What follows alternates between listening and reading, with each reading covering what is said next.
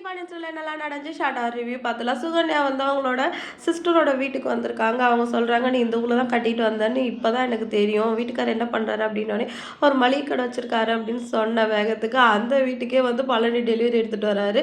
என்ன நீ இங்கே தான் இருக்கியா? சரிவா நம்ம சேர்ந்தே போயிடலாம். உன்னை வீட்டில் விட்டு நான் கடைக்கு போகிறேன் அப்படின்னு சொன்ன உடனே, நான் போய்க்கிறேன் நீங்கள் கிளம்புங்க அப்படின்னு சொல்லிடுறாங்க. பழனி அங்கேருந்து போனோடனே, என்ன மளிகை கடையில் எடுபடி வேலை செய்கிறதுக்கு அவனை கட்டி வச்சாங்க அப்படின்னு சொல்லிட்டு கேட்கணும். சுகன்யா அசிங்கமாக போயிட்டு அங்கேருந்து கிளம்பிடுறாங்க. வெளில இருக்கிற பழனியை பார்த்துட்டு, இதுக்கு தான் இனிமேல் இந்த சொந்தக்காரங்க வீட்டுக்கெலாம் நான் வரவே மாட்டேன், எங்கே வந்தாலும் அவங்களால நான் அசிங்கப்பட வேண்டியதாக இருக்குது அப்படின்னு சொல்லிட்டு பழனியை திட்டுறாங்க. அடுத்து கதிரும் ராஜி வந்து கடையில் பேசிகிட்டு இருக்காங்க ஜாலியாக. அதுக்கப்புறம் வந்து அவங்க ஃப்ரெண்டு வரவும் ராஜி அப்செட் ஆகிடுறாங்க. வேணும்னே வந்திருக்கான், எப்போ பார்த்தாலும் ஒரு 5 நிமிஷம் கூட தனியாக பேச முடியல அப்படின்னு சொல்லிட்டு ஃபீல் பண்ணுறாங்க. அடுத்து அவர் எப்படியாவது அங்கேருந்து அனுப்பணும்னு சொல்லிட்டு ஏதோ வேலைலாம் சொல்லி அனுப்புகிறாங்க. என்னடி என் ஃப்ரெண்டுக்கு வேலை சொல்கிறேன் அப்படின்னு சொன்னோடனே, தங்கச்சி தானே சொன்னால் செய்ய போகிறேன் அப்படின்ட்டு அவர் கிளம்புறாரு. நம்ம கதிர் எதிர்பார்க்காத விதமாக, நானும் அவன் கூட கிளம்புறேன், நீ ஆஃபீஸை பார்த்துக்கோ அப்படின்னு கிளம்பிடுறாரு. சுத்தம் இவன் கூட கொஞ்ச நேரம் பேசலான்னு அவனை கிளம்புனா, இவனும் அவங்க கூடயே சேர்ந்து கிளம்பி போயிட்டான். உருட்டு மாதிரி தான் அப்படின்னு சொல்லிட்டு ராஜி தலையிலே அடிச்சுக்கிறாங்க.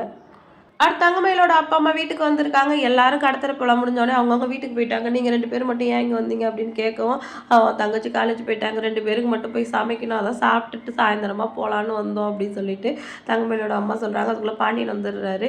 வாங்க சம்மந்தி அப்படின்னு சொல்லிட்டு சாப்பிட்டீங்களான்னு கேட்கவும், இனிமே தான் அப்படின்னு சொல்கிறாங்க. வாங்க எல்லோரும் சாப்பிட்லான்னு சாப்பிட்டுட்டு இருக்காங்க. அப்புறம் அவங்க வேலைலாம் எப்படி போயிட்டுருக்கு அப்படின்னு கேட்கவும், இப்போ பார்த்துட்டு இருந்தாலும் ஒரு பிரச்சனையாக இருக்குது, அதோட அதை விட்டுட்டேன், இனிமேல் ஒரு பிஸ்னஸ் தான் ஆரம்பிக்கலான்னு இருக்கேன். சரி அது வரைக்கும் சும்மா இருக்கமே, கது மாப்பிள்ள ட்ராவல்ஸ்லையாவது வேலை கேட்கலான்னு இருக்கேன் அப்படின்னு சொன்ன உடனே பாண்டியன் வந்து ஷாக் ஆகிட்டாரு. ஏன் சம்மந்தி, நான் ஒரு கடை அவரோட ட்ராவல்ஸில் வந்து வேலை செய்யக்கூடாதா அப்படின்னு சொல்லிட்டு தங்கமயிலோட அப்பா வந்து கேட்குறாரு. அது இல்லை, இப்போ தான் அவன் ஆரம்பிச்சிருக்காங்க, என்ன வேலை இருக்குன்னு தெரியலையே அப்படின்னு பாண்டியன் மழுப்பவும், எனக்கு புரியுது சம்மந்தி, நீங்கள் பணம் கொடுத்து ஆரம்பித்த கம்பெனி, அதனால் வந்து நீங்கள் யாரையாவது வேலைக்கு வைங்க சொன்னால் அவருக்கு தர்ம சங்கடமாக இருக்கும், அதனால தானே இப்படி சொல்கிறீங்க அப்படின்னு சொல்லிட்டு கேட்குறாங்க. அதனால ஒன்றும் இல்லை, இப்போ அங்கே பெருசாக ஒன்றும் வேலை இருக்காது, நம்ம மளிகை கடையில் வேணால் ஆள் தேவைப்படுது, நீங்கள் வேணால் அங்கே வந்துருங்க அப்படின்னு சொல்கிறாங்க. இவங்களும் ஓகே சரின்னு சொன்னோடனே தங்கமயிலு திருன்னு முழிக்கிறாங்க. அடுத்து அவங்க அம்மா அப்பா உள்ளே கூட்டிகிட்டு போய் திட்டுறாங்க. ஏமா என் வாழ்க்கையில் ஆல்ரெடி நீங்கள் பண்ணி வச்ச பிரச்சனையெல்லாம் பத்தாதுன்னு சொல்லிட்டு இப்போ எங்கள் மாமா கடைக்கு வேலைக்கு வர சொல்கிறீங்களே, இப்போ அதால் ஏதாவது பிரச்சனை வந்தாலும் அதையும் என் தலையில் தானே விடியும், அதையும் நான் தான் சமாளிக்கணுமா கேட்க, ஓ அப்போ நாங்கள் இவ்வளோ உனக்கு பார்த்து செஞ்ச பெற்றவங்க நாங்கள் உனக்கு பாரம் ஆகிட்டோமா, ஏதோ உங்கள் அப்பா புத்தியோட ஒரு வேலை இப்போ தான் உருப்படியாக செஞ்சுருக்காரு, அது உனக்கு பொறுக்கலையா, இனிமேல் இங்கே இருக்கவே கூடாது, வாயா போகலாம் அப்படின்னு சொல்லிட்டு தங்கமயிலோட அப்பா வந்து தங்கமயிலோட அம்மா வந்து கூட்டிகிட்டு போயிடுறாங்க. கோமதி வந்துட்டு சாயந்தரம் பழமை சம்மந்தி எப்படி சொல்லவும் கேட்காம ஒரு கிளம்பிடுறாங்க. அடுத்து அங்கே போனால் தங்கமயிலோட அப்பா வந்து பாண்டியனோட கடைக்கு போகிறாரு. நாளையிலேருந்து நான் வேலைக்கு வந்துடுறேன் சம்மந்தி, ஒரே வெயிலாக இருக்கும், ஒரு கூல் ட்ரிங்க்ஸ் கொடுங்க அப்படின்னு சொன்னால் சரவணனுக்கு ஒன்றுமே புரியல.